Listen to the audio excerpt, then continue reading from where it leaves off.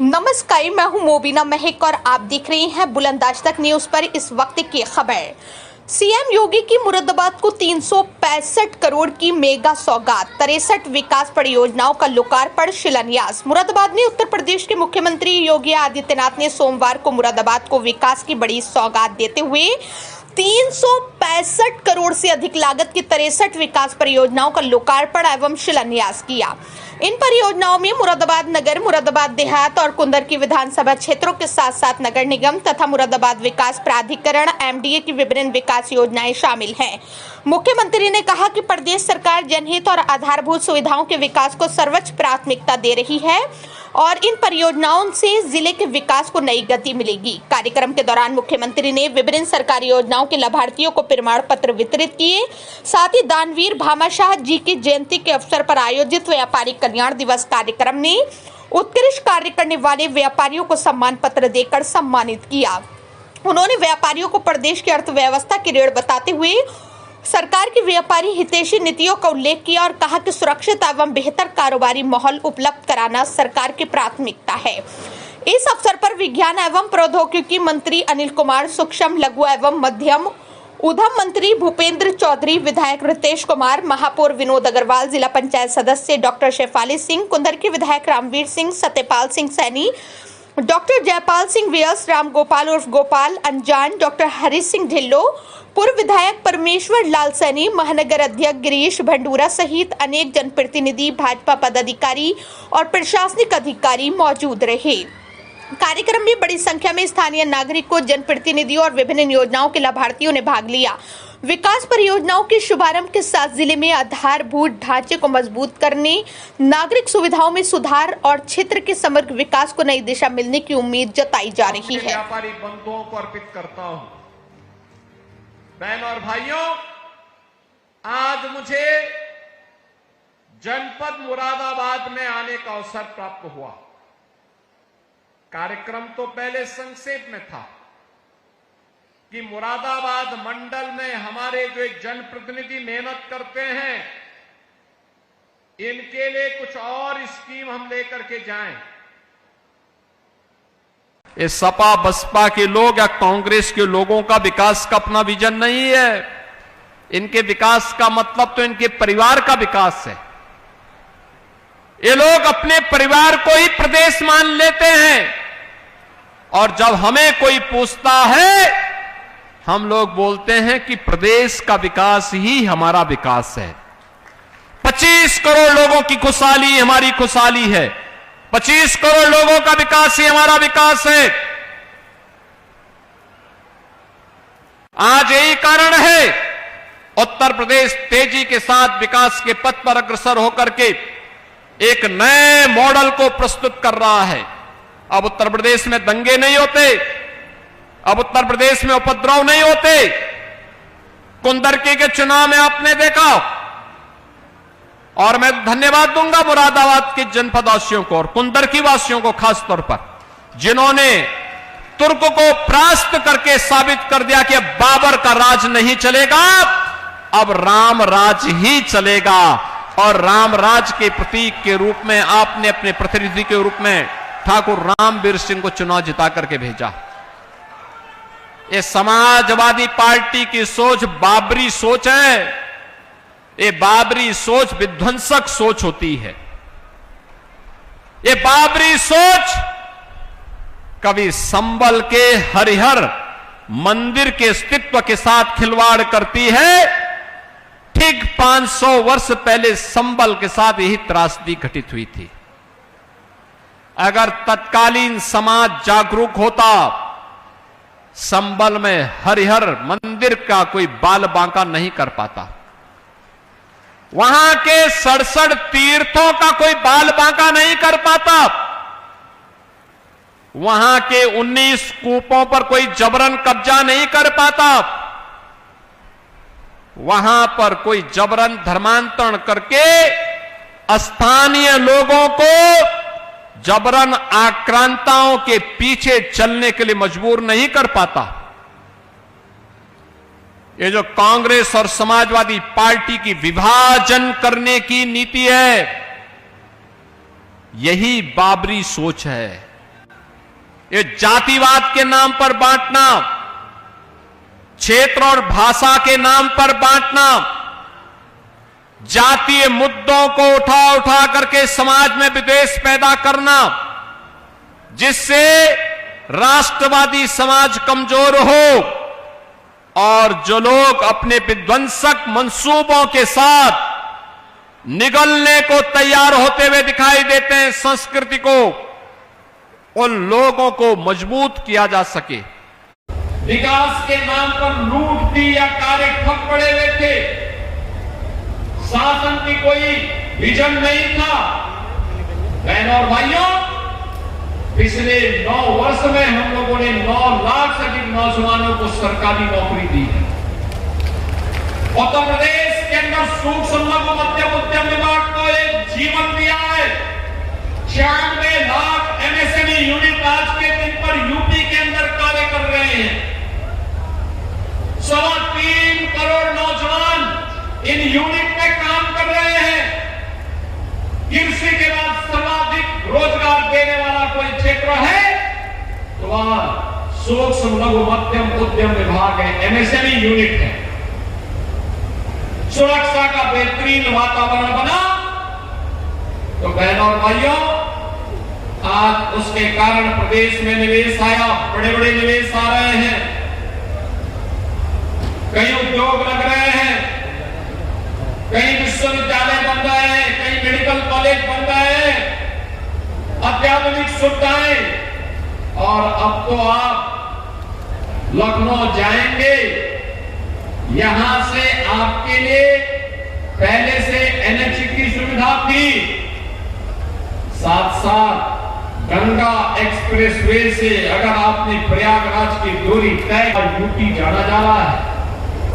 देश के अंदर सर्वाधिक एक्सप्रेसवे का प्रदेश, सबसे अधिक एयरपोर्ट का प्रदेश, सबसे ज्यादा इंटरनेशनल एयरपोर्ट का प्रदेश, लॉजिस्टिक के रूप में, हब के रूप में जिस प्रदेश की अपनी पहचान बनी हो, सर्वाधिक रोजगार देने वाले प्रदेश के रूप में और सबसे तेज गति के साथ अपनी अर्थव्यवस्था को आगे बढ़ाने वाले प्रदेश के रूप में अब उत्तर प्रदेश हो गया। अब बीमारू नहीं है, रेवेन्यू सरप्लस राज्य है और भारत की अर्थव्यवस्था के ग्रोथ इंजन के रूप में आज यूपी जाना जा रहा है।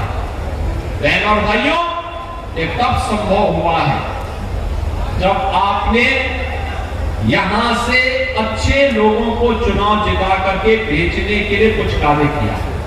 रितेश गुप्ता, ठाकुर रामवीर सिंह चुनाव जीते तो आज विकास की योजनाएं आ रही हैं। बहनों और भाइयों, महापौर हमारा जीता तो विकास आ रहा है। जिला पंचायत अध्यक्ष बीजेपी की जीती, विकास आ रहा है। बहनों और भाइयों, काठ में भी और मुरादाबाद देहात में भी अगर डबल इंजन सरकार के चुने गए विधायक होते और सांसद भी डबल इंजन सरकार से जुड़े हुए बीजेपी या सहयोगी दल के होते तो विकास की गति को और तेजी के साथ आगे बढ़ाने में मदद मिलती। इस सपा बसपा के लोग या कांग्रेस के लोगों का विकास का अपना विजन नहीं है। इनके विकास का मतलब तो इनके परिवार का विकास है। ये लोग अपने परिवार को ही प्रदेश मान लेते हैं और जब हमें कोई पूछता है हम लोग बोलते हैं कि प्रदेश का विकास ही हमारा विकास है। 25 करोड़ लोगों की खुशहाली हमारी खुशहाली है। 25 करोड़ लोगों का विकास ही हमारा विकास है। आज यही कारण है उत्तर प्रदेश तेजी के साथ विकास के पथ पर अग्रसर होकर के एक नए मॉडल को प्रस्तुत कर रहा है। अब उत्तर प्रदेश में दंगे नहीं होते, अब उत्तर प्रदेश में उपद्रव नहीं होते। कुंदरकी के चुनाव में आपने देखा और मैं धन्यवाद दूंगा मुरादाबाद के जनपदवासियों को, कुंदरकी वासियों को खास तौर पर, जिन्होंने तुर्कों को परास्त करके साबित कर दिया कि बाबर का राज नहीं चलेगा, अब राम राज ही चलेगा। और राम राज के प्रतीक के रूप में आपने अपने प्रतिनिधि के रूप में ठाकुर रामवीर सिंह को चुनाव जिता करके भेजा। ये समाजवादी पार्टी की सोच बाबरी सोच है। ये बाबरी सोच विध्वंसक सोच होती है। ये बाबरी सोच कभी संबल के हरिहर मंदिर के अस्तित्व के साथ खिलवाड़ करती है। ठीक 500 वर्ष पहले संबल के साथ यही त्रासदी घटित हुई थी। अगर तत्कालीन समाज जागरूक होता, हेलो, संबल में हरिहर मंदिर का कोई बाल बांका नहीं कर पाता। वहां के 67 पीड़ितों का कोई बाल बांका नहीं कर पाता। अच्छा अच्छा, वहां के 19 कूपों पर कोई जबरन कब्जा नहीं कर पाता। वहां पर कोई जबरन धर्मांतरण करके स्थानीय लोगों को जबरन आक्रांताओं के पीछे चलने के लिए मजबूर नहीं कर पाता। ये जो कांग्रेस और समाजवादी पार्टी की विभाजन करने की नीति है, मैं मुख्यमंत्री जी को करने की यही बाबरी सोच है। ये जातिवाद के नाम पर बांटना, क्षेत्र और भाषा के नाम पर बांटना, जातीय मुद्दों को उठा करके समाज में विद्वेष पैदा करना, जिससे राष्ट्रवादी समाज कमजोर हो और जो लोग अपने विध्वंसक मंसूबों के साथ निगलने को तैयार होते हुए दिखाई देते हैं संस्कृति को, उन लोगों को मजबूत किया जा सके। याद करिए, आज जो पैसा हम मंदिरों के पुनरुद्धार के लिए दे रहे हैं, सुंदरीकरण के नाम पर दे रहे हैं, पैसा पहले भी था। वह अंतर ये था, पहले पैसा पौराणिक और ऐतिहासिक स्थलों के लिए नहीं जाता था। पहले एक पैसा कब्रिस्तान की बाउंड्री के लिए जाता था, अब एक पैसा किसी मंदिर को सुंदर स्वरूप देने के लिए जाता है। अब एक पैसा रामायण वाटिका में खर्च होता है। अब एक पैसा संविधान वाटिका बनाने में खर्च होता है। अब एक पैसा सेना के शौर्य को सम्मानित करने के काम आता है। यही अंतर है। पिछली सरकारों की सोच कब्रिस्तान की सोच थी, पिछली सरकारों की सोच तुष्टीकरण की सोच थी, इसलिए विकास नहीं होता था, दंगे होते थे, उपद्रव होते थे। और आज हमारा यूपी नो कर्फ्यू नो दंगा, अब है यूपी में सब चंगा। अब यूपी में सब चंगा है, कोई कर्फ्यू नहीं, कोई दंगा नहीं। जो राष्ट्रवादी सोच का होगा वो हमारा होगा, और जो विध्वंसक सोच का होगा, मारीच और सुबाऊ की तरह उसकी दुर्गति सुनिश्चित है, कोई रोक नहीं सकता। और उसी के लिए हमने जीरो टॉलरेंस की नीति भी अपनाई है। कोई बेटी को छेड़ेगा, कोई व्यापारी का जबरन अपहरण करेगा, कोई नौजवान की नौकरी में सेंध लगाएगा, कोई अन्नदाता किसान के हक को छीनेगा, तो तय कर लो किस लोक में उसको जाना है। बहनों और भाइयों, मैं तो आपको आश्वस्त करने के लिए आया हूं। विकास के मुद्दे पर, विरासत को संरक्षण देने के मुद्दे पर, नौजवान के रोजगार को लेकर के, गरीबों के उत्थान को लेकर के, अन्नदाता किसानों के खुशहाली को लेकर के, और उद्यमी और व्यापारियों को एक अच्छा वातावरण के प्रतिनिधि नतमस्तक होकर के उनके प्रति कृतज्ञता ज्ञापित करता हुआ दिखाई देकर के अपनी गति को प्रगति में बदलने की ओर अग्रसर दिखाई दे रहा है। और आज का समारोह उसी का उदाहरण है। बहनों और भाइयों, ये तब संभव हो पाया है जब आपने अच्छे लोग चुने हैं। आपने रितेश गुप्ता जी को चुनाव जिताया और बाई इलेक्शन में आपने ठाकुर रामवीर सिंह को चुनाव जिता करके जितवाया। तो बहनों और परिणाम आपके सामने, आज विकास हो रहा है, गरीब कल्याणकारी योजनाओं का लाभ मिल रहा है। जो योजनाएं हमारे संज्ञान में आती हैं तत्काल विकास की योजनाओं को देने के लिए हम लोग स्वयं यहां आके बैठक करते हैं। 17 के पहले ऐसा नहीं था। 17 के पहले कहां तत्कालीन मुख्यमंत्री के पास इतनी फुर्सत थी। बड़े घर में पैदा हुए थे। 1 बजे 12 बजे 1 बजे सोकर के उठना, 3 बजे तक तैयार होना, 5 बजे फिर अपने मित्र मंडली के साथ बैठ जाना और महफिल जो जमती थी फिर वो जमी ही रह जाती थी, कभी उठती नहीं थी। तो जनता जनार्दन का हालचाल लेना और विकास की योजनाओं की फुर्सती कहां से थी। बहनों और भाइयों, उसी में जो भूले भटके मिल गए तो जनता की गाड़ी कमाई का पैसा कहां जाता था। योजनाएं बन पाती थी। उत्तर प्रदेश के अंदर न सड़क थी तब, न बिजली थी न तब, न रोजगार की व्यवस्था थी तब। पर्व और त्योहार के पहले दंगे और कर्फ्यू शुरू हो जाता था। नौजवान के लिए नौकरी नहीं, अन्नदाता किसान के लिए कोई प्लेटफॉर्म नहीं, उद्यमी और व्यापारी की सुरक्षा नहीं, और एक कहावत ही चल पड़ी थी कि देख सपाई और बिटिया घबराई। तो बहनों और भाइयों, ये यूपी की पहचान थी। आज नए भारत का नया उत्तर प्रदेश प्रधानमंत्री मोदी जी के नेतृत्व में आज एक नई ऊंचाई को प्राप्त कर रहा है। इसने विरासत भी है और विकास भी है। विरासत का विकास हो रहा है। अयोध्या में श्री राम जन्मभूमि पर भगवान राम के भव्य मंदिर का निर्माण त्रेता युग की याद को फिर से स्मरण करा देता है।